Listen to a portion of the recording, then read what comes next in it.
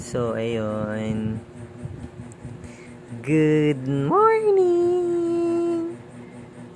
Say hi. Say hi sa kanila, nak. Yan, bells. Ting, ting, ting, ting, ting, ting, ting, ting, ting, ting. So, ayan guys. Ano siya. Hindi ko alam kung anong tawag dito pero before siya mag 3 months, nagaganon siya. Sinasak niya yung kanyang thumb.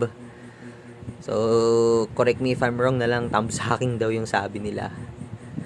So, ayan. Ayan na siya ngayon, guys. Ayan. O, diba? Buknoy na buknoy.